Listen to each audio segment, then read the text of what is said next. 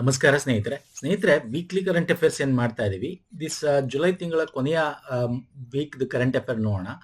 Pralay missile ಆಗಿರ್ಬೋದು, okay, national cooperation policy ಆಗಿರ್ಬೋದು, ಹೊಸ policy, India UK trade deal ಆಗಿರ್ಬೋದು, ನಿಸ್ಸಾರ್ ವೆರಿ ಇಂಪಾರ್ಟೆಂಟ್ ಸ್ಯಾಟಲೈಟ್ ಅದು. ಸೊ ಇದ್ರ ಬಗ್ಗೆ ಡೀಟೇಲ್ ಆಗಿ ಡಿಸ್ಕಸ್ ಮಾಡ್ತಾ ಹೋಗೋಣ. ಪ್ರೀವಿಯಸ್ ನಾವು ಮಾಡಿರ್ತಕ್ಕಂಥ ಎಲ್ಲ weekly current affair separate playlist ಅಲ್ಲಿ ಸಿಗುತ್ತೆ, ಮಂತ್ಲಿ ಸಪರೇಟ್ ಪ್ಲೇಲಿಸ್ಟ್ ಅಲ್ಲಿ ಸಿಗುತ್ತೆ. ಲಿಂಕ್ ಇದೇ ವಿಡಿಯೋದ ಕೆಳಗೆ ಡಿಸ್ಕ್ರಿಪ್ಷನ್ ಬಾಕ್ಸ್ ಅಲ್ಲಿ ಕೊಡ್ತೀನಿ ಸ್ನೇಹಿತರೆ, ನೋಡ್ಕೊಳ್ಳಿ. ಹಾಗೆ ನಮ್ಮ ಟೆಲಿಗ್ರಾಮ್ ಮತ್ತೆ ಇನ್ಸ್ಟಾಗ್ರಾಮ್ ಫಾಲೋ ಮಾಡಲ್ಲ ಮಾಡ್ಕೊಳ್ಳಿ, ಲಿಂಕ್ ಕೂಡ ಡಿಸ್ಕ್ರಿಪ್ಷನ್ ಬಾಕ್ಸ್ ಅಲ್ಲಿ ಇದೆ. ಸೊ ನಾನು ತಡ ಮಾಡಲ್ಲ, ಡೈರೆಕ್ಟ್ ಕ್ವಶನ್ಸ್ ಬಂದ್ಬಿಡ್ತೀನಿ. ನಮಸ್ಕಾರ, very good morning, welcome all. So start ಮಾಡೋಣ ಬನ್ನಿ ಸ್ನೇಹಿತರೆ. ನೋಡಿ, ಇತ್ತೀಚೆಗೆ KPS ಅಲ್ಲಿ ಬೇರೆ ರೀತಿ ಕರೆಂಟ್ ಅಫೇರ್ಸ್ ಈ ರೀತಿ ಕೇಳ್ತಾನೆ. ಸೊ ನಾವು ವೀಕ್ಲಿ ಕರೆಂಟ್ ಅಫೇರ್ಸ್ ಅಲ್ಲಿ ಎಲ್ಲಾ ರೀತಿ ಕ್ವಶನ್ ಪ್ಯಾಟರ್ನ್ಸ್ ಗಳನ್ನ ನಾವು ಕವರ್ ಮಾಡ್ತೀವಿ. ಓಕೆ, ಸೊ ನೋಡಿ, ಇಲ್ಲಿ ಹೇಳಿಕೆ 1 ಹೇಳಿಕೆ ಸ್ಟೇಟ್ಮೆಂಟ್ 1 ಸ್ಟೇಟ್ಮೆಂಟ್ 2 ಅಂತ ತಗೊಂಡಿರ್ತಕ್ಕಂಥದ್ದು. ಭಾರತ UK ಮುಕ್ತ ವ್ಯಾಪಾರ ಒಪ್ಪಂದ ಭಾರತದ ಎಲ್ಲಾ ರಫ್ತು ಹಿತಾಸಕ್ತಿಗಳನ್ನು ಹಿತಾಸಕ್ತಿಯನ್ನು ಒಳಗೊಂಡಂತೆ ಎಲ್ಲಾ ವಲಯಗಳಾದ್ಯಂತ ಸರಕುಗಳಿಗೆ ಸಮಗ್ರ ಮಾರುಕಟ್ಟೆ ಪ್ರವೇಶವನ್ನು ಖಾತ್ರಿಗೊಳಿಸುತ್ತದೆ ಅಂತ ಹೇಳಿಕೆ 1 ಹೇಳ್ತಾ ಇದೆ, ಸ್ಟೇಟ್ಮೆಂಟ್ 1 ಹೇಳ್ತಾ ಇದೆ ಅಲ್ವಾ. ಫ್ರೀ ಟ್ರೇಡ್ ಅಗ್ರಿಮೆಂಟ್ ಏನಾಯ್ತು ಇಂಡಿಯಾ ಮತ್ತೆ UK ನಡುವೆ, ವೆರಿ ಇಂಪಾರ್ಟೆಂಟ್ ಟ್ರೇಡ್ ಅಗ್ರಿಮೆಂಟ್ ಇದು. ಎಸ್ಪೆಷಲಿ ವೆಸ್ಟರ್ನ್ ಕಂಟ್ರೀಸ್ ಅಲ್ಲಿ UK ಆಫ್ಟರ್ UK ನಿಮ್ಗೆ ಗೊತ್ತಿದೆ EU ಇಂದ ಸಪರೇಟ್ ಆಗಿದೆ, ಯುರೋಪಿಯನ್ ಯೂನಿಯನ್ ಇಂದ ಅಲ್ವಾ. So that is very important.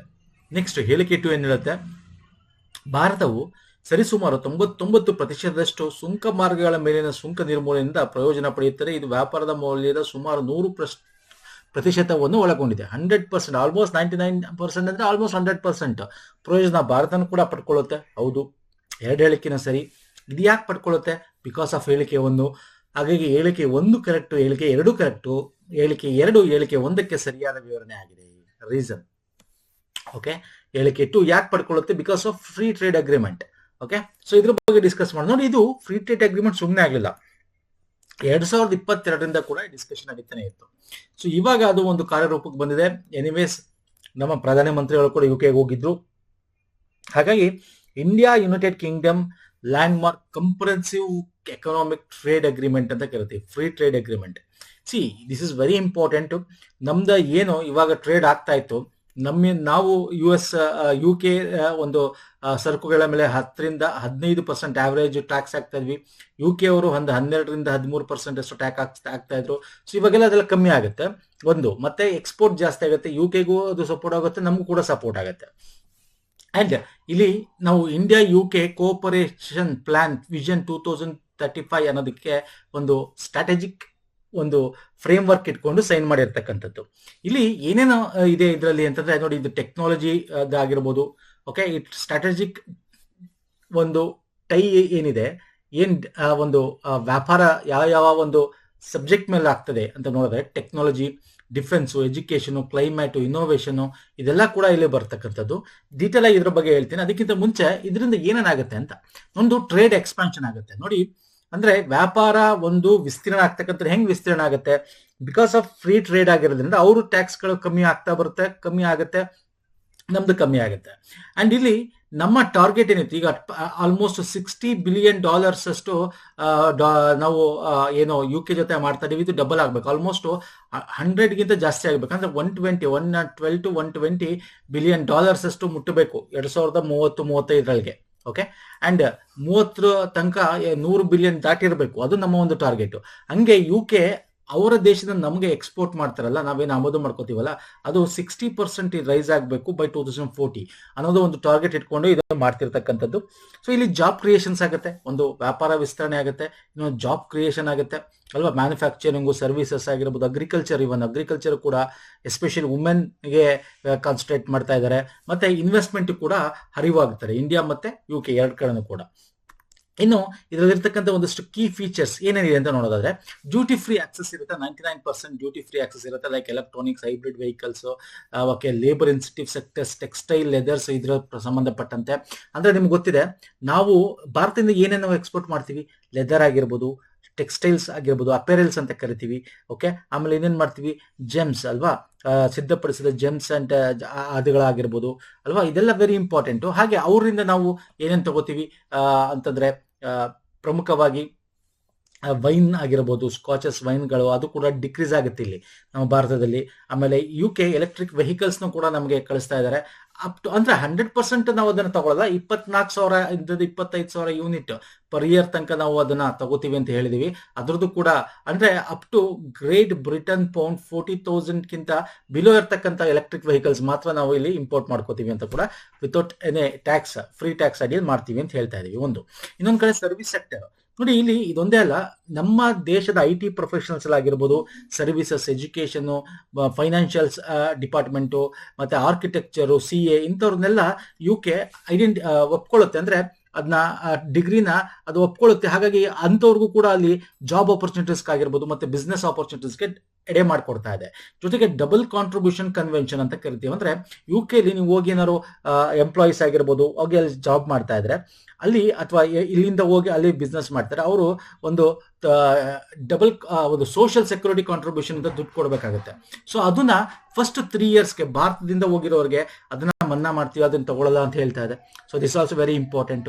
ಹಾಗೆ ನಮ್ಮ ಒಂದು ಡಿಗ್ರಿಗಳ ಇಂಪಾರ್ಟೆಂಟ್ ಆಗಿರ್ತಕ್ಕಂಥ ಒಂದು ಅದು ಒಪ್ಕೊಳ್ಳೋದ್ರಿಂದ ಅಲ್ಲಿ ವೀಸಾಸ್ಗಳು ಕೂಡ ಕೊಡ್ತೀವಿ ಅಂತ ಹೇಳ್ತಾ ಇದ್ದಾರೆ UKದಲ್ಲಿ. ಓಕೆ, ಸೊ ಇದೆಲ್ಲ ವೆರಿ ಇಂಪಾರ್ಟೆಂಟ್ ಸ್ನೇಹಿತರೆ. ಹಾಗೆ ಇಲ್ಲಿ ನಾನು ತೋರಿಸ್ತೀನಿ ಇನ್ನೂ ಇಂಪಾರ್ಟೆಂಟ್, ಝೀರೋ ಡ್ಯೂಟಿ ಆಕ್ಸೆಸ್ ಆಗಿರ್ಬೋದು, ಟಾರಿಫ್ ಖರ್ಚು ಆಗಿರ್ಬೋದು, ವಿಸ್ಕಿ, ಕಾರ್ಬ್ ಆಗಿರ್ಬೋದು, ಅದರಿಂದ ನಮ್ಮಲ್ಲಿ ಸ್ಕಾಚ್ಗಳು ಕಮ್ಮಿ ಆಗುತ್ತೆ. ಓಕೆ, ಮತ್ತೆ ಫಾರ್ಮ್ ಎಕ್ಸ್ಪೋರ್ಟ್ಸ್ಗಳು, ನಾವು ಕೂಡ ಅಗ್ರಿಕಲ್ಚರ್ ಟ್ರೇಡ್ನ ಎಕ್ಸ್ಪೋರ್ಟ್ ಮಾಡ್ತೀವಿ. ಇದರಿಂದ ಇವೆಲ್ಲ ಗೂಡ್ಸ್ ಅಂಡ್ ಸರ್ವಿಸ್ ಅಡಿಯಲ್ಲಿ ಬರ್ತದೆ. ಸರ್ವಿಸಸ್ ಅಂಡ್ ಮೊಬಿಲಿಟಿ ಅಡಿಯಲ್ಲಿ visa UK 1,800 annual visas, chefs, yoga instruction, ಮ್ಯೂಸಿಷಿಯನ್ಸ್ಗೆ ವೀಸಾನ ವಿತ್ ಈಸಿಯಲ್ಲಿ ಕೊಡ್ತೀವಿ. ಅವ್ರು ಹೋಗಿ ಅಲ್ಲಿ ಪಾರ್ಟಿಸಿಪೇಟ್ ಮಾಡೋದ್ರಿಂದ ಎಕನಾಮಿಕ್ ಡೆವಲಪ್ಮೆಂಟ್ ಆಗುತ್ತೆ ಎರಡು ದೇಶಗಳ ನಡುವೆ ಅಂತ. So this are all very important. Business develop ಆಗಿರೋದು, ಕಲ್ಚರಲ್ ಡೆವಲಪ್ಮೆಂಟ್ ಆಗಿರ್ಬೋದು. ಸೊ ಓಕೆ, ಸೆಕ್ಟರಲ್ ನೋಡಿ, liberalised entry in IT, legal, finance, architecture sector, Indian ಪ್ರೊಫೆಷನಲ್ಸ್ಗೆ ಅದನ್ನ ಒಪ್ಕೊಳ್ಳುತ್ತೆ IT. ಓಕೆ, ಸೊ ಹಾಗಾಗಿ this are all very important ನಮ್ಮ ಫ್ರೀ ಟ್ರೇಡ್ ಅಗ್ರಿಮೆಂಟ್ ನ ಒಂದು ಪರ್ಸ್ಪೆಕ್ಟಿವ್ ಇಂದ. ಇದನ್ನ ಎಕ್ಸಾಮ್ ಅಲ್ಲಿ ಕೇಳ್ತಾನೆ ಸ್ನೇಹಿತರೆ. ನೆಕ್ಸ್ಟ್ ಬರ್ತೀನಿ, 2025 ಬೋಲ್ಟ್ ಕುರುಕ್ಷೇತ್ರ ವ್ಯಾಯಾಮ ಕುರಿತು ಈ ಹೇಳಿಕೆಯನ್ನು ಪರಿಗಣಿಸಿ. ಇದು ಭಾರತೀಯ ಸೇನೆ ಮತ್ತು ಇಂಡೋನೇಷ್ಯಾ ಸಶಸ್ತ್ರ ಪಡೆಗಳ ನಡುವಿನ ದ್ವಿಪಕ್ಷೀಯ ಮಿಲಿಟರಿ ವ್ಯಾಯಾಮವಾಗಿದೆ. 2025 ಆವೃತ್ತಿಯನ್ನು ಭಾರತದಲ್ಲಿ ನಡೆಸಲಾಗುತ್ತಿದೆ. ಯಾವ ಆಪ್ಷನ್ಸ್ ಕರೆಕ್ಟ್? ಬೋಲ್ಟ್ ಕುರುಕ್ಷೇತ್ರ ಇದು 2025 ಆವೃತ್ತಿ ಭಾರತದಲ್ಲಿ ನಡೀತಾ ಇದೆ. ಆಪ್ಷನ್ 1 ರಾಂಗ್, ಯಾಕಂದ್ರೆ ಇಂಡೋನೇಷ್ಯಾ ಅಲ್ಲ, ಸಿಂಗಾಪುರ. ಸೊ ಆಪ್ಷನ್ 2 ಮಾತ್ರ ಇಲ್ಲಿ correct. Okay, this is very important. Once again military exercise ಬಗ್ಗೆ ಕೇಳ್ತಾನೆ. ಓಕೆ, ರಾಜಸ್ಥಾನದ ಜೋಧ್ಪುರದಲ್ಲಿ ಭಾರತದಲ್ಲಿ ನಡೀತಿರ್ತಕ್ಕಂಥದ್ದು. Fine sir. ನೆಕ್ಸ್ಟ್ ಬರ್ತೀನಿ, ಇತ್ತೀಚೆಗೆ ಸುದ್ದಿಯಲ್ಲಿ ಕಂಡು ಬರೋ ಮ್ಯಾಕ್ವಾರಿ ದ್ವೀಪ, ಮ್ಯಾಕ್ವಾರಿ ಐಲ್ಯಾಂಡ್ ನೋಡಿ, ಇಲ್ಲಿ ನೋಡಿ ತೋರಿಸ್ತಾ ಇಲ್ಲೇ ಇದೆ ನೋಡಿ, ಕೇಳ್ಬೋದು ಇದನ್ನ ಎಕ್ಸಾಮ್ ಅಲ್ಲಿ. ಯಾಕೆ ಸುದ್ದಿಯಲ್ಲಿದೆ ಹೇಳಿ ನೋಡೋಣ. ಓಕೆ, ಇದೆಲ್ಲ ಬರುತ್ತೆ, ಇಲ್ಲಿ ಕೊಟ್ಟಿದ್ದೀನಿ, ಇದು ನೋಡ್ಕೊಂಡು ಆರಾಮಾಗಿ ಆನ್ಸರ್ ಮಾಡ್ಬೋದು. ಇಟ್ ಈಸ್ ಇನ್ ಸ್ಪೆಸಿಫಿಕ್ ಮಹಾಸಾಗರದಲ್ಲಿ ಬರ್ತದೆ. ಯಾವುದು ಸರ್? ಸ್ಪೆಸಿಫಿಕ್ ಓಷನ್ ಅಲ್ಲಿ ಬರುತ್ತೆ. ಓಕೆ, ಇಲ್ಲಿ ಆಸ್ಟ್ರೇಲಿಯಾ, ನ್ಯೂಜಿಲೆಂಡ್ ಮಧ್ಯ ಬರುತ್ತೆ. ಓಕೆ, ಯಾಕೆ ಸುದ್ದಿಯಲ್ಲಿತ್ತು ಅದು ಗೊತ್ತಿರಬೇಕು. ಯಾಕೆ, ಏನಾಗುತ್ತೆ, that is ring of fires ಅಡಿಯಲ್ಲಿ ಬರ್ತಕ್ಕಂಥದ್ದು. ಏನು ಅಂದ್ರೆ ಅಲ್ಲಿ ನಮಗೆ ಅರ್ಥಕ್ವೇಕ್ 6.0 ರಿಕ್ಟರ್ ಸ್ಕೇಲ್ ಅಲ್ಲಿ ಅರ್ಥಕ್ವೇಕ್ ಆಗಿದೆ. ಸೊ ಇಂಥದ್ದು ಸುದ್ದಿಯಲ್ಲಿ ಇರ್ತಕ್ಕಂಥ ಪ್ಲೇಸ್ಗಳನ್ನು ಕೂಡ ಕೇಳ್ತಾನೆ ಎಕ್ಸಾಮ್ ಅಲ್ಲಿ, ನೋಡ್ಕೊಳ್ಳಿ. ಇದ್ರ ಬಗ್ಗೆ ತುಂಬಾ ಡೀಟೇಲ್ ಬೇಕಾಗಿಲ್ಲ. ಯಾಕೆ ಅರ್ಥಕ್ವೇಕ್ ಅಲ್ಲಿ ಸಬ್ಡಕ್ಷನ್ ಝೋನ್ ಬರುತ್ತೆ, ಕನ್ವರ್ಜೆನ್ಸ್ ಪ್ಲೇಟ್ ಬರುತ್ತೆ, ಓಷನಿಕ್ ಕ್ರಸ್ಟ್ ಬಂದು ಕನ್ವರ್ಜ್ ಆಗ್ತಾ ಇದೆ ಅಲ್ಲಿ ಪೆಸಿಫಿಕ್ ಮತ್ತು ಆಸ್ಟ್ರೇಲಿಯನ್ ಪ್ಲೇಟ್ ನ ನಡುವೆ. ಸೊ ಓಕೆ, ಇವೆಲ್ಲ ಇಲ್ಲಿ ಕೊಟ್ಟಿದ್ದೀನಿ, but not much necessary in this current affair ಅಲ್ಲಿ. ಬಟ್ ಏನ್ ಕೇಳ್ತಾನೆ, ಪ್ಲೇಸ್ ಎಲ್ಲಿದೆ, ಏನು ಎತ್ತ ಅಂತ ಕೇಳ್ತಾನೆ, ಅದು ಗೊತ್ತಿರಲಿ. ನೆಕ್ಸ್ಟ್ ಬರ್ತೀನಿ ಸ್ನೇಹಿತರೆ, ವೆರಿ ಇಂಪಾರ್ಟೆಂಟ್ ಕ್ವಶನ್ ಆಗುತ್ತೆ ಇದು. ರಾಷ್ಟ್ರೀಯ ಸಹಕಾರ ನೀತಿ, ನ್ಯಾಷನಲ್ ಕೋಆಪರೇಟಿವ್ ಪಾಲಿಸಿ ಘೋಷಣೆ ಮಾಡಿದ್ದಾರೆ. ಸೊ ವೆರಿ ಇಂಪಾರ್ಟೆಂಟ್ ಇದು, 2025. ಓಕೆ, ಇದ್ರ ಬಗ್ಗೆ ಒಂದು 3 ಆಪ್ಷನ್ ತಗೊಂಡು ಡಿಸ್ಕಸ್ ಮಾಡೋಣ ಬನ್ನಿ. ಇದು 2002ರ ಚೌಕಟ್ಟನ್ನು ಬದಲಾಯಿಸುವ ಮೂಲಕ 50 ಕೋಟಿ ಜನರನ್ನು ಸಹಕಾರಿ ವಲಯದೊಂದಿಗೆ ಸಂಪರ್ಕಿಸುವ ಗುರಿಯನ್ನು ಹೊಂದಿದೆ. ಎಸ್ ಸರ್, ಕೇಳ್ತಾನೆ ಎಕ್ಸಾಮ್ ಅಲ್ಲಿ ಇದು ಪಾಯಿಂಟ್.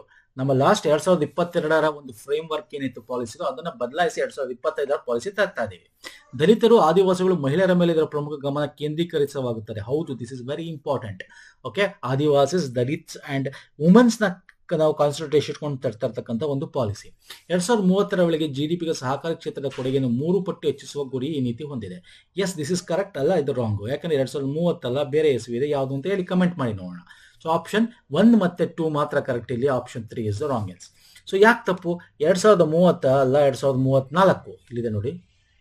GDP ನಾವು ಕೋಪರೇಟಿವ್ ಸೆಕ್ಟರ್ಸ್ ಅಲ್ಲಿ ಏನು ಕೊಡ್ತಾ ಇದೀವಿ ಅದನ್ನ 3 ಪಟ್ಟು ಜಾಸ್ತಿ ಮಾಡಬೇಕು 2034, ನಾಟ್ 2030. Okay, yes sir. ಇದು 2002 ಫ್ರೇಮ್ ವರ್ಕ್ ನ ಚೇಂಜ್ ಮಾಡಿದೀವಿ. ಇದು ಬೇಸಿಕಲಿ ಒಂದು ಮುಖ್ಯವಾಗಿ 3 ಫ್ಯಾಕ್ಟರ್ಸ್ ನ ಇಟ್ಕೊಂಡು ಮಾಡಿರ್ತಕ್ಕಂಥದ್ದು. ಏನ್ 3 ಫ್ಯಾಕ್ಟರ್ಸ್? ನಮ್ಮ ಈ ಒಂದು ಕೋಪರೇಟಿವ್ ಒಂದು ಪಾಲಿಸಿ ಏನಿದೆ, ಔಟ್ಡೇಟೆಡ್ ಲಾಸ್ ಇದೆ, ರಿಮೈಂಡ್ ಅನ್ಚೇಂಜ್ ಆಗಲಿ ತುಂಬಾ ವರ್ಷಗಳಿಂದ. ಹಾಗಾಗಿ ಇದನ್ನ ಚೇಂಜ್ ಮಾಡಬೇಕು. ಹಾಗಾಗಿ ಒಂದು ನ್ಯೂ ಪಾಲಿಸಿ ತರ್ತಾ ಇರ್ತಕ್ಕಂಥದ್ದು ಒಂದ್ ಕಡೆ. ಇನ್ನು next outdated loss, next evolution of expansion of cooperative activities. ಅಂದ್ರೆ ಕೋಪರೇಟಿವ್ ಅಂತಕ್ಕಂಥದ್ದು ಏನಿದೆ ಅದು ಬೆಳವಣಿಗೆ ಯಾವಾಗ ಆಗ್ತಾ ಇಲ್ಲ, ಬೆಳವಣಿಗೆ ವಿಕಾಸ ಆಗ್ಬೇಕು, ಅದಾಗ್ತಾ ಇಲ್ಲ.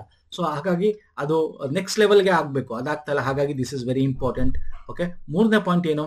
Recruitment practice influence by the favouritism ಅಂದ್ರೆ ಏನು? ರೆಕ್ರೂಟ್ಮೆಂಟ್ ಆಕ್ಟ್ ಏನು, ಈಗ ನೀವು ಕೋಪರೇಟಿವ್ ಸೆಕ್ಟರ್ ನೋಡಿ, ಎಸ್ಪೆಷಲಿ ನಾವು ಮಿಲ್ಕ್ ಆಗಿರ್ಬೋದು ಅಥವಾ ಬ್ಯಾಂಕ್ ಕೋಪರೇಟಿವ್ ಆಗಿರ್ಬೋದು, ಎಷ್ಟು ರೆಕ್ರೂಟ್ಮೆಂಟ್ ಅಲ್ಲಿ ಎಷ್ಟು ಗೋಲ್ಮಾಲ್ ನಡೀತಾ ಇದೆ, ಎಷ್ಟು ಅವ್ರಿಗೆ ಬೇಕಾದವ್ರು ತಗೋತಾ ಇದ್ದಾರೆ, ಇದನ್ನೆಲ್ಲ ತಪ್ಪಿಸ್ಬೇಕು. ಸೊ ಈ 3 ಮುಖ್ಯವಾದ ಕೀ ಫ್ಯಾಕ್ಟರ್ಸ್ ಇಟ್ಕೊಂಡು ನಾವು ಏನು ನಮ್ಮ ಕೋಪರೇಟಿವ್ ಡೌನ್ ಆಗಿದೆ ಅದನ್ನ ಇನ್ನೂ ಹೈ ಮಾಡ್ಬೇಕು ಹೆಚ್ಚಾಗಿ ಅಂತೇಳಿ ಸೆಕ್ಟರ್ಸ್ನ. ನಮ್ಮ 2034ರಲ್ಲಿ GDP ಕೊಡುಗೆ ಇವಾಗ ಹೆಂಗ್ ಕೊಡ್ತೇವೆ ಅದನ್ನ 3 ಪಟ್ಟು ಜಾಸ್ತಿ ಮಾಡಬೇಕು ಅಂತ ಹೇಳಿ ಈ 3 ಕಾರಣದಿಂದ ನಾವು ಚೇಂಜ್ ಮಾಡ್ತಾ ಇದೀವಿ. ಸೊ ಇದರ ಒಂದು ಕೀ ಫ್ಯಾಕ್ಟರ್ಸ್ ಏನೇನಿದೆ ನೋಡೋಣ ಬನ್ನಿ. ನಿಮ್ಗೆ ಗೊತ್ತಿದೆ ವಿಕಸಿತ ಭಾರತ 2047 ಪ್ರಧಾನಮಂತ್ರಿ ಅವರ ವಿಕಸಿತ್ ಭಾರತ್ ಅಂತ ಕರಿತೀವಲ್ಲ. ಸೊ ಅದನ್ನ ಆಗ್ಬೇಕು ಅಂದ್ರೆ ಏನಾಗ್ಬೇಕು? ಸಹಕಾರ ಸೆ ಸಮೃದ್ಧಿ. ಸೊ ಇದು ಆಗ್ಬೇಕು ಅಂದ್ರೆ ಸಹಕಾರನು ಕೂಡ ವೆರಿ ಇಂಪಾರ್ಟೆಂಟ್. ಹಾಗಾಗಿ ಸಹಕಾರದಿಂದ ಸಮೃದ್ಧಿ ಆಗಕ್ ಸಾಧ್ಯ, ಮೋದಿ ವಿಷನ್. ಸೊ ಇದನ್ನ ಇಟ್ಕೊಂಡು ಚೇಂಜ್ ಮಾಡಿರ್ತಕ್ಕಂಥ ಪಾಲಿಸಿ. ಈ ಪಾಲಿಸಿಯಲ್ಲಿ ಏನೇನು ಮಾಡ್ತಾ ಇದ್ದಾರೆ ಅಂತಂದ್ರೆ, ರಿಸಲ್ಟ್ ಓರಿಯೆಂಟೆಡ್ ಡೆವಲಪ್ಮೆಂಟ್ ಮಾಡಬೇಕು. 5 ಮಾಡೆಲ್ ಕೋಆಪರೇಟಿವ್ ವಿಲೇಜಸ್ ನ ಎವ್ರಿ ಒಂದು ತಹಸೀಲ್ ಅಂದ್ರೆ ತಾಲೂಕುಗಳಲ್ಲಿ ಮಾಡಬೇಕು ಅಂತ ಹೇಳಿ. ಓಕೆ, ಸೊ ಈಗ ಏನೇನ್ ಮಾಡ್ತಾರೆ ಹಾಗಾದ್ರೆ ನೋಡಿದ್ರೆ, ಕೀ ಆಬ್ಜೆಕ್ಟಿವ್ಸ್, ಅದರ ಪ್ರಮುಖ ಉದ್ದೇಶಗಳು ಅಥವಾ ನೋಡೋದಾದ್ರೆ ನೋಡಿ, ಕೋಪರೇಷನ್ ಪಾಲಿಸಿ ಅನ್ನ villages, agriculture, rural women, Dalit, tribals ನ ಒಂದು ಗುರಿಯಾಗಿಟ್ಕೊಂಡು ಮಾಡಿರ್ತಕ್ಕಂಥ ಪಾಲಿಸಿ ಇದು. ಅವಾಗ ಸಾಧ್ಯ ಅಲ್ವಾ? ಇವಾಗ ಏನಿದ್ದಾರೆ ಅದಕ್ಕಿಂತ ಇನ್ನು 50 ಕೋಟಿ ಜನ ಸೇರಬೇಕು ಅಂತಂದ್ರೆ ಇದಕ್ಕೆ ಇಲ್ಲಿ ವಿಲೇಜಸ್ ಅಲ್ಲಿ ಅಗ್ರಿಕಲ್ಚರ್ ಅಲ್ಲಿ ಕೆಲಸ ಮಾಡೋರು, ಎಸ್ಪೆಷಲಿ ರೂರಲ್ ವುಮೆನ್, ದಲಿತರು, ಟ್ರೈಬಲ್ಸ್ ಅಲ್ಲಿ ಇರೋರು, ಅವ್ರು ಬೇಕಾಗುತ್ತೆ ಒಂದ್ ಕಡೆ. ಇನ್ನೊಂದ್ ಕಡೆ ಏನೋ, ನಾವು ಬರೀ ಕೋಪರೇಟಿವ್ ತಕ್ಷಣ ಬರೀ ಮಿಲ್ಕ್ ಅಥವಾ ಕೋಪರೇಟಿವ್ ಒಂದು ಅಗ್ರಿಕಲ್ಚರ್ ಒಂದೇ ತಗೊಂಡ್ರೆ ಆಗಲ್ಲ. Tourism, taxi service, insurance, green energy, ಇವ್ರನ್ನೆಲ್ಲೂ ಕೂಡ ಹೊಸ ಎಸ್ಟಾಬ್ಲಿಷ್ ಮಾಡಬೇಕು. ಅವಾಗ ಜನಗಳನ್ನ ಜಾಸ್ತಿ ಸೇರಿಸ್ಕೊಳಕ್ಕಾಗೋದು. ಕೋಪರೇಟಿವ್ ಇಂದ ನಮ್ಮ ಒಂದು ಏನೋ ವಿಕಸಿತ ಭಾರತಕ್ಕೆ ಆಗೋದು ಸಹಕಾರ ಸಮೃದ್ಧಿ ಆಗ್ತಕ್ಕಂಥದ್ದು. ಹಾಗಾಗಿ by 2034 national cooperation policy aim to triple the cooperative sector contribution to GDP by 50 crore ಜನ ಎಕ್ಸ್ಟ್ರಾನ ಸೇರಿಸ್ಕೊಂಡು ಮಾಡಬೇಕು ಅಂತ ಹೇಳಿ. ಸೊ ಇವೆಲ್ಲ ಮಾಡಬೇಕು ಅಂದ್ರೆ ಇದನ್ನೆಲ್ಲ ತರಬೇಕಾಗತ್ತೆ. ಹಾಗಾಗಿ 30% ಇವಾಗ ಏನ್ ಕೋಪರೇಟಿವ್ ಆಲ್ರೆಡಿ ಇದೆ ಸೆಕ್ಟರ್ಸ್, ಅದನ್ನ ಬರೀ ಇದೊಂದೇ ಅಲ್ಲ, ಒಂದು ಈ ಹೊಸ ಕೋಪರೇಟಿವ್ ಸೆಕ್ಟರ್ಸ್ ಒಂದೇ ಅಲ್ಲ, ಈಗ ಇರ್ತಕ್ಕಂಥ ಕೋಪರೇಟಿವ್ ಸೆಕ್ಟರ್ ಇದೆ, ಅದು ಮಿಲ್ಕ್ ಆಗಿರ್ಬೋದು, ಬೇರೆ ಬೇರೆ ಆಗಿರ್ಬೋದು. ಓಕೆ, ಸೊ ಅದನ್ನು ಕೂಡ ಇನ್ನೂ ಹೆಚ್ಚಿಗೆ ಮಾಡಬೇಕು. 30% ಇನ್ಕ್ರೀಸ್ ಮಾಡಬೇಕು ನಂಬರ್ ಆಫ್ ಕೋಪರೇಟಿವ್ ಸೊಸೈಟೀಸ್. ಅದು ಕೂಡ ಈ ನ್ಯೂ ಕೋಪರೇಷನ್ ಪಾಲಿಸಿಯಲ್ಲಿ ಇದೆ. So this is very important ಸ್ನೇಹಿತರೆ, ಎಕ್ಸಾಮ್ ಅಲ್ಲಿ ಮೋಸ್ಟ್ ಎಕ್ಸ್ಪೆಕ್ಟೆಡ್ ಕ್ವಶನ್ ಇದು. ಸೊ ನೆಕ್ಸ್ಟ್ ಬರ್ತೇನೆ. ನಾಸಾ ಯಾರು ಕೋಪರೇಟಿವ್ ಮಿನಿಸ್ಟರ್ ಸೆಂಟ್ರಲ್ ಅಲ್ಲಿ? ನಮ್ಮ ಅಮಿತ್ ಶಾ ಅವರು. ಓಕೆ, ಸೊ ನೆಕ್ಸ್ಟ್ ಬರ್ತೇನೆ. NASA ISRO synthetic aperture radar. Okay, ಈ ನಿಸಾರ್ ಅಂತ ಕರಿತೀವಿ. ನಿಸಾರ್ ಅಂದ್ರೆ ಎನ್ ಅಂದ್ರೆ NASA. Okay, 1 second. Okay, NASA, I ಅಂದ್ರೆ ಇಸ್ರೋ, ಸಾರ್ ಅಂದ್ರೆ ಸಿಂಥೆಟಿಕ್ ಅಪರ್ಚರ್ ರೇಡಾರ್ ಅಂತ ಫುಲ್ ಫಾರ್ಮ್ ಇದು. ಓಕೆ, ಸೊ ಇದು ಲಾಂಚ್ ಮಾಡಿದ್ವಿ ಕೊನೆಗೂ. ತುಂಬಾ ವರ್ಷದ್ದು, ಒಂದು 3-4 ವರ್ಷದಿಂದ ಇದನ್ನು ಮಾಡ್ತಾನೆ ಇದ್ವಿ. ಇದು ನಾಸಾ ಮತ್ತು ಇಸ್ರೋ ಮಾಡಿರ್ತಕ್ಕಂಥದ್ದು 2 ರೇಡಿಯೋ ಫ್ರೀಕ್ವೆನ್ಸಿ ಬ್ಯಾಂಡ್ಗಳನ್ನ ಯೂಸ್ ಮಾಡ್ತೀವಿ. Low frequency and radio frequency ಬ್ಯಾಂಡ್ಗಳನ್ನ, ಯಾವುದು ಎಸ್ ಮತ್ತೆ ಎಲ್ ಅಂತ. ಎಸ್ ನಮ್ಮ ಇಸ್ರೋ ಮಾಡ್ತಾ ಇರ್ತಕ್ಕಂಥದ್ದು, ಎಲ್ ಬ್ಯಾಂಡ್ ಅನ್ನ ನಾಸಾ ಡೆವಲಪ್ ಮಾಡಿರ್ತಕ್ಕಂಥದ್ದು. ಇದೆರಡನ್ನು ಸ್ಯಾಟಲೈಟ್ ಅಲ್ಲಿ ಹಾಕಿ ಲಾಂಚ್ ಮಾಡಿರ್ತಕ್ಕಂಥದ್ದು. ಇದೇನ್ ಮಾಡುತ್ತಪ್ಪ ಈ ಒಂದು ಉಪಗ್ರಹ ಸ್ಯಾಟಲೈಟ್ ಅಂದ್ರೆ, ಅರ್ತ್ ಇಮ್ಯಾಜಿಂಗ್. ಓಕೆ, ಭೂವೀಕ್ಷಣಾ ಸ್ಯಾಟಲೈಟ್ ಇದು, ಅರ್ತ್ ಇಮ್ಯಾಜಿನ್ ಅಥವಾ ಭೂವೀಕ್ಷಣಾ ಸ್ಯಾಟಲೈಟ್. ಹೈಯೆಸ್ಟ್ ಕಾಸ್ಟ್ಲಿ ಸ್ಯಾಟಲೈಟ್, ತುಂಬಾ ಚೆನ್ನಾಗಿ ಕೆಲಸ ಮಾಡುತ್ತೆ. 2 ಬ್ಯಾಂಡ್ಗಳಿವೆ, ಲೋ ಬ್ಯಾಂಡ್ಸ್ಗಳು, ಲೋ ಫ್ರೀಕ್ವೆನ್ಸಿ ಬ್ಯಾಂಡ್ಸ್ಗಳು. ಸೊ ಇದ್ರ ಬಗ್ಗೆ ಡಿಸ್ಕಸ್ ಮಾಡೋಣ. ನಿಸಾರ್ ಎಂಬುದು ನಾಸಾ ಮತ್ತು ಇಸ್ರೋ ಜಂಟಿಯಾಗಿ ನಿರ್ಮಿಸಿದ ಭೂವೀಕ್ಷಣಾ ಉಪಗ್ರಹ. Yes, this is correct. ಇದನ್ನು ಸೂರ್ಯ ಸಿಂಕ್ರೋನಸ್ ಕಡಿಮೆ ಭೂಮಿಯ ಕಕ್ಷೆಯಲ್ಲಿ ಇರಿಸಲಾಗಿದೆ. ಎಸ್ ಸರ್, ಇದನ್ನ ಸನ್ ಸಿಂಕ್ರೋನಸ್ ಆರ್ಬಿಟ್ ಅಂತ ಕರೀತಾರೆ. Sun synchronous orbit, low earth orbit ಅಲ್ಲಿ, ಅಂದ್ರೆ ಬಿಟ್ವೀನ್ 600 to 800, ಆಲ್ಮೋಸ್ಟ್ 750 ಆಸುಪಾಸಲ್ಲಿ ಇದನ್ನ ಇಡ್ತಾ ಇದೀವಿ. ಅಂಡ್ ಇಲ್ಲಿ ಏನಿದೆ, ಇದು ಸನ್ ಸಿಂಕ್ರೋನಸ್ ಅಂದ್ರೆ ಈಗ ಒಂದು ಹಿಂಗೆ ಭೂಮಿ ಇದೆ. ಈಗ ಜಿಯೋ ಸಿಂಕ್ರೋನಸ್ ಗೊತ್ತಿದೆಯಲ್ಲ, ಸೇಮ್ ವೇ ಅದು ಎಲ್ಲಿರುತ್ತೆ ಅಂದ್ರೆ ಆ ಸೂರ್ಯನ ಸುತ್ತ ಏನು ಭೂಮಿ ಸುತ್ತ ಇರುತ್ತಲ್ಲ ಹಂಗೆ ಅದೇ ಒಂದು ಡೈರೆಕ್ಷನ್ ಅಲ್ಲಿ ಹೆಂಗೆ ಜಿಯೋ ಸಿಂಕ್ರೋನಸ್ ಅದೇ ತರ ಇದು ಕೂಡ ಸನ್ ಸಿಂಕ್ರೋನಸ್ ಆರ್ಬಿಟ್ ಇರುತ್ತೆ ಇಲ್ಲಿ. ಯಾಕಂದ್ರೆ ಇದು ಸನ್ ಸಿಂಕ್ರೋನಸ್ ಇಟ್ಕೊಂಡು ಭೂಮಿ ಮೇಲೆ ವೀಕ್ಷಣೆ ಮಾಡಬೇಕಿದು, ಭೂಮಿನ ವೀಕ್ಷಣೆ ಮಾಡಬೇಕು. ಹಾಗಾಗಿ this is very important. Next, ಭೂಮಿಯ ಮೇಲ್ಮೆಯನ್ನು ಮೇಲ್ವಿಚಾರಣೆ ಮಾಡೋದು 2 ರಾಡಾರ್ ಆವರ್ತಗಳನ್ನು ನಾಸಾದ ಎಲ್ ಬ್ಯಾಂಡ್ ಮತ್ತು ಇಸ್ರೋದ ಎಸ್ ಬ್ಯಾಂಡ್ ಬಳಸಿದ ಉಪಗ್ರಹ, ಮೊದಲ ಉಪಗ್ರಹ ಇದು. ಹೌದು ಸರ್, 3 ಆಪ್ಷನ್ಸ್ ಕೂಡ ಕರೆಕ್ಟ್. ಇದ್ರ ಬಗ್ಗೆ ಡೀಟೇಲ್ ಆಗಿ ತಿಳ್ಕೊಳ್ಳೋಣ ಬನ್ನಿ. ನೋಡಿ, ದಿಸ್ ಇಸ್ ದ ಉಪಗ್ರಹ, ಇಲ್ಲಿ ಕೊಟ್ಟಿದ್ದೀನಿ. ಒಂದು ರಿಫ್ಲೆಕ್ಟರ್ ಇರುತ್ತೆ, ರಿಫ್ಲೆಕ್ಟ್ ಆಗ್ಬೇಕಲ್ಲ ರೇಡಾರ್. ಓಕೆ, ಸನ್ ಸಿಂಕ್ರೋನಸ್ ಎಲ್ಲ ಇರೋದು. ಹಾಗಾಗಿ ಅಂಡ್ ಇಲ್ಲಿ ನೋಡಿ, ಇಲ್ಲಿ ರೇಡಾರ್ ಆಂಟನಾ ಆಗಿರ್ಬೋದು, ಇಲ್ಲಿ ಎಸ್ ಬ್ಯಾಂಡ್, ನೀವು ಈ ಕಲರ್ ಇರೋದು ಇಸ್ರೋದು ಏನೇನು ಬ್ಯಾಂಡ್ ರೆಡಿ ಮಾಡಿದ್ದಾರೆ. Okay, radar instrument L band ನಾಸಾದು. Okay, this is very important. ಇದನ್ನ ಸತೀಶ್ ಧವನ್ ಸ್ಪೇಸ್ ಸೆಂಟರ್ ಶ್ರೀಹರಿಕೋಟೆನಲ್ಲಿ ಸಕ್ಸಸ್ಫುಲಿ ಲಾಂಚ್ ಮಾಡಾಗಿದೆ. ಅಂಡ್ ಇಲ್ಲಿ ವೆರಿ ಇಂಪಾರ್ಟೆಂಟ್ ಅಂದ್ರೇನು, this is very good image. 13K satellite bus use ಮಾಡಿರೋದ್ರಿಂದ, 13K satellite bus, space cart bus use ಮಾಡಿರೋದ್ರಿಂದ ಒಳ್ಳೆ good image ಬರುತ್ತೆ ನಮಗೆ. ಹೈ ಸ್ಪೆಷಲ್ ರೆಸೊಲ್ಯೂಷನ್ ಇರತಕ್ಕಂಥ ಇಮೇಜ್ಗಳು ಸಿಗ್ತವೆ. ಇದರ ಪರ್ಪಸ್ ಏನೋ ಡಿಸ್ಕಸ್ ಮಾಡ್ತೀನಿ, ಅದನ್ನ ಇಲ್ಲಿ ಬೇಕಾದ್ರೆ ಇಲ್ಲೂ ತೋರಿಸ್ಬಿಡ್ತೀನಿ. ನೋಡಿ, ಮಿಷನ್ ಆಬ್ಜೆಕ್ಟಿವ್ಸ್ ಏನು ಅಂತ ನೋಡಿದ್ರೆ, ಹೈ ರೆಸೊಲ್ಯೂಷನ್ 12 ದಿನಗಳ ಒಂದು ಮಾನಿಟರ್ ಮಾಡಿ ಹೈ ರೆಸೊಲ್ಯೂಷನ್ ಅರ್ಥನ ಇಮೇಜ್ ಕೊಡುತ್ತೆ. ಏನ್ ಕೊಡುತ್ತೆ ಇದರಲ್ಲಿ, ಎಲ್ ಬ್ಯಾಂಡ್ ಬೇರೆ ಕೊಡುತ್ತೆ, ಎಸ್ ಬ್ಯಾಂಡ್ ಬೇರೆ ಕೊಡುತ್ತೆ. ಅದನ್ನ ಹೇಳ್ತೀನಿ. ಅದು ಏನೇನು ಇದು ಪರ್ಪಸ್, ಓವರ್ ಆಲ್ ಅಬ್ಜೆಕ್ಟಿವ್ ಉದ್ದೇಶ ಏನು ಕವರೇಜ್ ಅಂದ್ರೆ, earthquake, landslide, volcanic activities, carbon, biomass, ಏನೋ ನಾವು ಹೆಂಗೆ ಒಂದು ಅರಣ್ಯಗಳ ಚೇಂಜಸ್ ಆಗ್ತಕ್ಕಂಥದ್ದು, ಬಯೋಮಾಸ್ ಕಮ್ಮಿ ಆಗ್ತಿಲ್ಲ ಜಾಸ್ತಿ ಆಗ್ತಿಲ್ಲ, ವೆಜಿಟೇಷನ್ ಅಂತ ಕರಿತೀವಿ, ಸಸ್ಯಗಳು ಜಾಸ್ತಿ ಆಗ್ತಿದೆ ಕಮ್ಮಿ ಆಗ್ತಿದೆಯಾ, ಕ್ರಾಪ್ ಸಾಯಿಲ್ ಬಗ್ಗೆ. ಓಕೆ, ಮತ್ತೆ ಈ ಒಂದು ನಮ್ಮ ಪೋಲಾರ್ ಒಂದು ಏನು ಮಂಜುಗೆಡ್ಡೆಗಳ ಕರಗೋದ್ರ ಬಗ್ಗೆ, ಇವೆಲ್ಲ ಇನ್ಫಾರ್ಮೇಶನ್ಸ್ ನ ಇದು ಕೊಡ್ತಾರೆ ಸ್ನೇಹಿತರೆ. ಈಗ ಇದನ್ನ ನಾವು ಲಾಂಚ್ ಮಾಡಿರೋದು ಯಾವುದು, ನಾವು ಮಾಡಿರ್ತಕ್ಕಂಥದ್ದು GSLV F-16 ವೇರಿಯಂಟ್, ನಮ್ಮ Jio synchronous satellite launch vehicle mark 3 ಇಂದ ಈ ಒಂದು ವೆಹಿಕಲ್ ನ ಲಾಂಚ್ ಮಾಡಿರ್ತಕ್ಕಂಥದ್ದು. ಈ ಒಂದು ಸ್ಯಾಟಲೈಟ್ ನ ಎಲ್ ಬ್ಯಾಂಡ್ ಏನ್ ಮಾಡುತ್ತೆ, ಈ ಎಲ್ ಬ್ಯಾಂಡ್ ನಾಸಾ ಡೆವಲಪ್ ಮಾಡಿರೋದು. ನೋಡಿ, it penetrates forest canopy, ice, soil, useful biomass and deformation studies. ಅಂದ್ರೆ ಇದು ಯಾವ್ದ ಒಂದು ವೆದರ್ ಕಂಡೀಷನ್ ಇರಲಿ, ಮೋಡ ಇರಲಿ, ಮಳೆ ಏನೇ ಇರಲಿ, ಅಥವಾ ಯಾವುದೇ ದೊಡ್ಡದಾದ ಅರಣ್ಯ ಇರಲಿ, ಅದ್ರ ಒಳಗಿಂದ ಹೋಗಿ ಫಾರೆಸ್ಟ್ ಕೆನೋಪಿ ಬಗ್ಗೆ, ಓಕೆ, ಹೆಂಗಿದೆ ಫಾರೆಸ್ಟ್, ಐಸ್ ಶೀಲ್ಡು, ಸಾಯಿಲ್ ಒಳಗೆ ಬಯೋಮಾಸು, ಡಿಫಾರ್ಮೇಶನ್ ಏನಾರಾಗಿದೆಯಾ, ಇವೆಲ್ಲ ಸ್ಟಡಿ ಮಾಡಿ ಒಳ್ಳೆ ಇಮೇಜ್ ನ ಕೊಡ್ತಕ್ಕಂಥದ್ದು. ಎಸ್ ಬ್ಯಾಂಡ್ ಏನ್ ಮಾಡುತ್ತೆ, ಕ್ರಾಪ್ ರಿಲೇಟೆಡ್ ಮಾನಿಟರಿಂಗ್ ಮಾಡುತ್ತೆ, ವೆಟ್ ಲ್ಯಾಂಡ್ ಗಳು ರಿಲೇಟೆಡ್, ಸರ್ಫೇಸ್ ಲೆವೆಲ್ ಅಲ್ಲಿ ಏನಾದ್ರು ಚೇಂಜಸ್ ಆಗ್ತಾ ಇದೆ ಭೂಮಿಯ ಒಂದು ಸರ್ಫೇಸ್ ಲೆವೆಲ್, ಈ ಒಂದು ಇಮೇಜ್ ಗಳನ್ನ ತೆಗೆದು ಇನ್ಫಾರ್ಮೇಶನ್ಸ್ ಗಳನ್ನ ನಮಗೆ ಕೊಡ್ತಕ್ಕಂಥದ್ದು. Okay, is very important. Sun synchronous polar orbital ಇದನ್ನ ಲಾಂಚ್ ಮಾಡಿ ಬಿಡ್ತಾ ಇರ್ತಕ್ಕಂಥದ್ದು ಗೊತ್ತಿರಲಿ. ಅಂಡ್ ಇದರ ಲೈಫ್ 5 ವರ್ಷ ಇರುತ್ತೆ. ಇದರ ತೂಕ 2393 kg ಸ್ಯಾಟಲೈಟ್, 747 ಕಿಲೋಮೀಟರ್ ಸನ್ ಸಿಂಕ್ರೋನಸ್ ಆರ್ಬಿಟಲ್ ಮಾಡ್ತಿದೀವಿ. ಇದು 4 ಫೇಸ್ ಅಲ್ಲಿ ನಾವು ಒಂದು ಲಾಂಚ್ ಫೇಸ್ ಅಲ್ಲಿ ಲಾಂಚ್ ಮಾಡಿದೀವಿ, ಡೆಪ್ಲಾಯ್ಮೆಂಟ್ ಆಗುತ್ತೆ, ಕಮಿಷನಿಂಗ್ ಆಗುತ್ತೆ, ಆಮೇಲೆ ಸೈನ್ಸ್ ಆಪರೇಷನ್ಸ್ ನ ತಗೊಳುತ್ತೆ. ಓಕೆ, ಇದು ಇಷ್ಟು ಗೊತ್ತಿರಲಿ ಸ್ನೇಹಿತರೆ, ವೆರಿ ಇಂಪಾರ್ಟೆಂಟ್ ಇಸ್ ಇನ್ಫಾರ್ಮೇಶನ್ಸ್ ನ ಎಕ್ಸಾಮ್ ಅಲ್ಲಿ ಕೇಳ್ತಾನೆ. ಓಕೆ, ಡೀಟೇಲ್ ಆಗಿ ಹೇಳಿದೀನಿ ನಿಸಾರ್ ಬಗ್ಗೆ, ಏನು ಇದು ಪರ್ಪಸ್ ಅಂತ ನೋಡ್ಕೊಳ್ಳಿ. ನೆಕ್ಸ್ಟ್, ಅಮೃತ್ ಭಾರತ್ ನಿಲ್ದಾಣ ಯೋಜನೆ ಕುರಿತು ಈ ಕೆಳಗಿನ ಹೇಳಿಕೆಯನ್ನು ಪರಿಗಣಿಸಿ.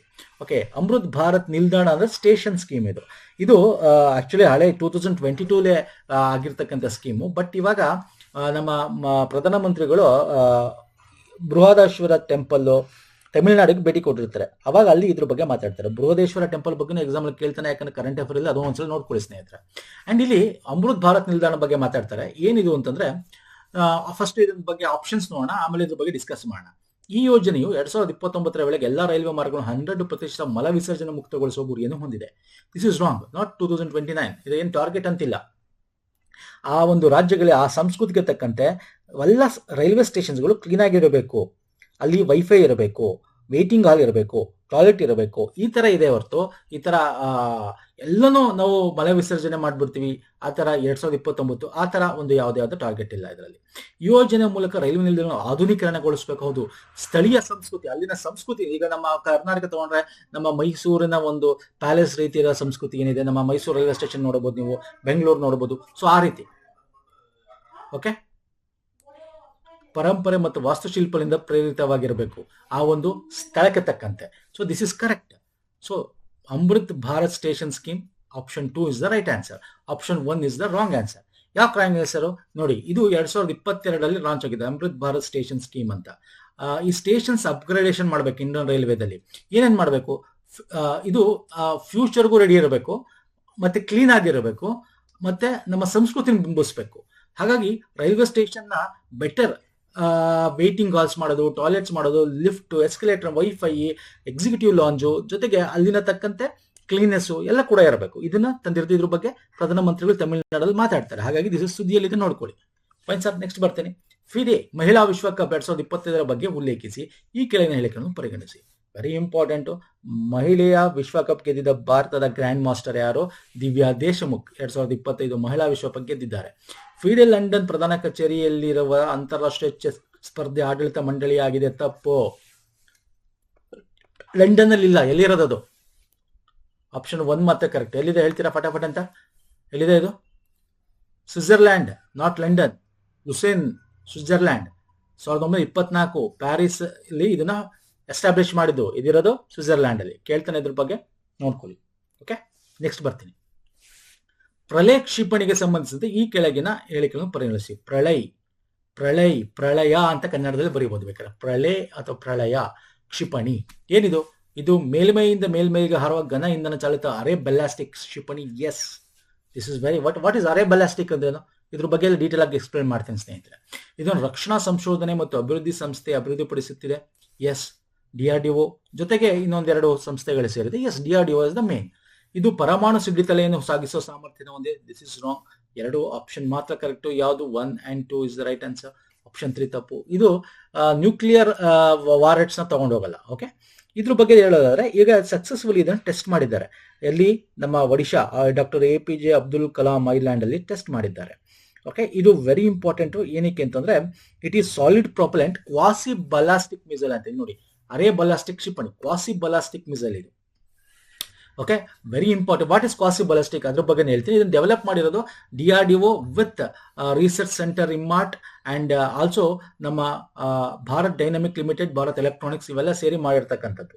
ಇದು ಮಿಸೈಲು ಎಲ್ಲಾ ತರ ಮಲ್ಟಿಪಲ್ ಆಫ್ ವಾರೆಟ್ಸ್ ನ ತಗೊಂಡು ಹೋಗುತ್ತೆ, ಬಟ್ ನಾನ್ ನ್ಯೂಕ್ಲಿಯರ್ ವಾರೆಟ್ಸ್ ಆಗಿರುತ್ತೆ. ಅಂದ್ರೆ ಪರಮಾಣು ಸಿಡಿತಲೆ ಬಿಟ್ಟು ಬೇರೆ ತರ ಒಂದು ಸಿಡಿತಲೆಗಳನ್ನ ತಗೊಂಡು ಹೋಗ್ತಕ್ಕಂಥ ಒಂದು ಕ್ಷಿಪಣಿ. ಸೊ ಇದ್ರ ಬಗ್ಗೆ ಹೇಳೋದಾದ್ರೆ ಇಲ್ಲಿ ನೋಡಿ, ಫಸ್ಟ್ ಕ್ವಾಸಿ ಬಲಾಸ್ಟಿಕ್ ಮಿಸೈಲ್ ಅಂದ್ರೆ ಏನು ಅದು ನೋಡೋಣ. It is a surface to surface. Okay, ಭೂಮಿಯಿಂದ ಭೂಮಿಗೆ ಆಗ್ತಕ್ಕಂಥ surface to surface short range ಅಥವಾ medium range, short to medium ಅಂತ ಕರಿತೀವಿ, range ballistic quasi ballistic missile. Quasi ಅಂದ್ರೆ ನೋಡಿ, ಇದು ಬಲಾಸ್ಟಿಕ್ ಮಿಸೈಲ್ ಅಂದ್ರೆ ದೊಡ್ಡದಾಗಿ ಮೇಲೋಗಿ ಹಿಂಗ್ ಮಾಡ್ತಕ್ಕಂಥದ್ದು.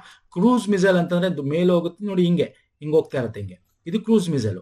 ಇದೆರಡು ಕಾಂಬಿನೇಷನ್ ಇರೋದೇ ಕ್ವಾಸಿ ಬಲಾಸ್ಟಿಕ್ ಮಿಸೈಲ್. ಅಂದ್ರೆ ಬೇಕಾದಾಗ ಇದು ಹಿಂಗೂ ಹೋಗುತ್ತೆ, ಅಂದ್ರೆ ಡಿಪೆಂಡಿಂಗ್ ಅಪಾನ್ ದ ಟಾರ್ಗೆಟ್. ಬೇಡ್ತಿದ್ದಾಗ ನುಸುಕೊಳ್ಕೊಂಡು ಹೋಗುತ್ತೆ, ಕಾಣಿಸ್ಬಾರ್ದು ಯಾರಿಗೂ. ನೋಡಿ, ಕ್ವಾಸಿ ಬಲಾಸ್ಟಿಕ್ ಮಿಸೈಲ್ ನ ಏನು ಅದರ ಇದು ಅಂದ್ರೆ combine ballistic and low altitude cruise path. ಒಂದು ಕೆಳಗಡೆ ಹೋಗೋ ಕ್ರೂಸ್ ಮಿಸೈಲ್, ಮೇಲ್ಗಡೆ ಹೋಗೋ ಎರಡು ಕಂಬೈನ್ ಇರುತ್ತೆ. Can change course mid flight, ಯಾವಾಗ ಬೇಕಾದ್ರೂ ಚೇಂಜ್ ಮಾಡುತ್ತೆ. ಸಾಲಿಡ್ ಲಿಕ್ವಿಡ್ ರಾಕೆಟ್ ಮೋಟಾರ್ ಇರುತ್ತೆ, ಮೀಡಿಯಂ ರೇಂಜ್ ಕೇಪಬಿಲಿಟಿ ಇರುತ್ತೆ. ಸೊ ಹಾಗಾಗಿ ದಿಸ್ ಇಸ್ ವೆರಿ ಇಂಪಾರ್ಟೆಂಟ್. ಇದು 2015 ಸ್ಯಾಂಕ್ಷನ್ ಮಾಡಿದ್ವಿ. ಹಾಗಾಗಿ ದಿಸ್ ಇಸ್ ವೆರಿ ಇಂಪಾರ್ಟೆಂಟ್. ಇನ್ನು ಈ ಒಂದು ಮಿಸೈಲ್ 150 ರಿಂದ 500 ಕಿಲೋಮೀಟರ್ ದೂರಕ್ಕೆ ಹೋಗುತ್ತೆ. Long range, medium to long range ಹೋಗುತ್ತೆ ಸರ್ಫೇಸ್ ಮಿಸೈಲ್. ಇಲ್ಲಿ ಪ್ರಮುಖವಾಗಿ ಇದನ್ನು ನಮ್ಮ ಭಾರತದ ಗಡಿ ಭಾಗದಲ್ಲಿ ನಾವು ಇದನ್ನ ಪಾಕಿಸ್ತಾನ, ಚೀನಾದಲ್ಲಿ ಯೂಸ್ ಮಾಡ್ತೀವಿ. ಅಂಡ್ ಇದು ಕಾಣಿಸದೆ ಹೆಂಗ್ ಬೇಕಂಗ್ ಹೋಗೋದ್ರಿಂದ ದಿಸ್ ಇಸ್ ವೆರಿ ಇಂಪಾರ್ಟೆಂಟ್. ಚೀನಾಕ್ಕೂ ಸ್ವಲ್ಪ ಇದರಿಂದ ಹೆದರಿಕೆ ಇದೆ. ಓಕೆ, ಸೊ ಇದನ್ನ ಸಕ್ಸಸ್ಫುಲಿ ಟೆಸ್ಟ್ ಮಾಡಿದೀವಿ. ಸೊ ಕ್ವಾಸಿ ಬಲಾಸ್ಟಿಕ್ ಟ್ರಾಜೆಕ್ಟರಿ ಮಿಸೈಲ್ ಅಂದ್ರೆ ಏನು ಅಂತ ತಿಳ್ಕೊಳ್ಳಿ. ಇದು 350 ರಿಂದ 700 kg ತನಕ ಎಕ್ಸ್ಪ್ಲೋಸಿವ್ ಗಳನ್ನ ಕ್ಯಾರಿ ಮಾಡುತ್ತೆ. ಇದು ನಾನ್ ನ್ಯೂಕ್ಲಿಯರ್ ಎಕ್ಸ್ಪ್ಲೋಸಿವ್, ಪರಮಾಣು ಅಲ್ಲದೆ ಇರತಕ್ಕಂಥ ಎಕ್ಸ್ಪ್ಲೋಸಿವ್ ನ ಇದು ಕ್ಯಾರಿ ಮಾಡುತ್ತೆ. And it is navigation system integrated avionics. ಬೇಕಾದಾಗ ಇದನ್ನ ನಾವು ಚೇಂಜ್ ಕೂಡ ಮಾಡಬಹುದು. ಓಕೆ, 150 ರಿಂದ 200 ಕಿಲೋಮೀಟರ್ ದೂರ ತನಕ ಇದನ್ನ ನಾವು ಆರಿಸಬಹುದು. ಸೊ ಹಾಗಾಗಿ ದಿಸ್ ಇಸ್ ವೆರಿ ಇಂಪಾರ್ಟೆಂಟ್. ನಮಗೆ ಮಿಸೈಲ್ ಆಗಿರುತ್ತೆ. ನೋಡ್ಕೊಳ್ಳಿ ಸ್ನೇಹಿತರೆ, ಎಕ್ಸಾಮ್ ಅಲ್ಲಿ ಕೇಳ್ತಾನೆ. ಫೈನ್ ಸರ್, ಇದಿಷ್ಟು ಪ್ರಮುಖವಾಗಿ ಈ ಒಂದು ವೀಕ್ ಡಿಸ್ಕಸ್ ಮಾಡಿದ್ರೆ ಮೋಸ್ಟ್ ಇಂಪಾರ್ಟೆಂಟ್ ಡಿಸ್ಕಸ್ ಮಾಡಿದ್ದೀನಿ ಸ್ನೇಹಿತರೆ. ಎಕ್ಸಾಮ್ ಬರತಕ್ಕಂಥದ್ದು ಪ್ರೀವಿಯಸ್ ಮಾಡಿರ್ತಕ್ಕಂಥ ವಿಡಿಯೋಸ್ಗಳು ನಮ್ಮ ವೀಕ್ಲಿ ಕರೆಂಟ್ ಅಫೇರ್ ಪ್ಲೇಲಿಸ್ಟ್ ಅಲ್ಲಿ ಸಿಗುತ್ತೆ. ಮಂತ್ಲಿ ಇದು ಸಪರೇಟ್ ಇರುತ್ತೆ, ಅದು ನೋಡ್ಕೊಳ್ಳಿ. ಅಂಡ್ PDF ನಮ್ಮ ಎಲ್ಲ ಕರೆಂಟ್ ಅಫೇರ್ ನಮ್ಮ ಟೆಲಿಗ್ರಾಮ್ ಚಾನಲ್ ಸಿಗುತ್ತೆ. ಟೆಲಿಗ್ರಾಮ್, ಇನ್ಸ್ಟಾಗ್ರಾಮ್ ಫಾಲೋ ಮಾಡ್ಕೊಳ್ಳಿ, ಅಲ್ಲಿ ನಾವು ಶೇರ್ ಮಾಡ್ತೀವಿ. ವಿಡಿಯೋ ಇಷ್ಟ ಆಗಿರೋ ಲೈಕ್ ಮಾಡಿ, ಶೇರ್ ಮಾಡಿ, ಸಬ್ಸ್ಕ್ರೈಬ್ ಮಾಡ್ಕೊಳ್ಳಿ ಸ್ನೇಹಿತರೆ. ನೆಕ್ಸ್ಟ್ ವಿಡಿಯೋದಲ್ಲಿ ಪುನಃ ಸಿಗ್ತೀನಿ. ನಮಸ್ಕಾರ, ಧನ್ಯವಾದಗಳು. ಥ್ಯಾಂಕ್ ಯು ಸೋ ಮಚ್ ಸ್ನೇಹಿತರೆ.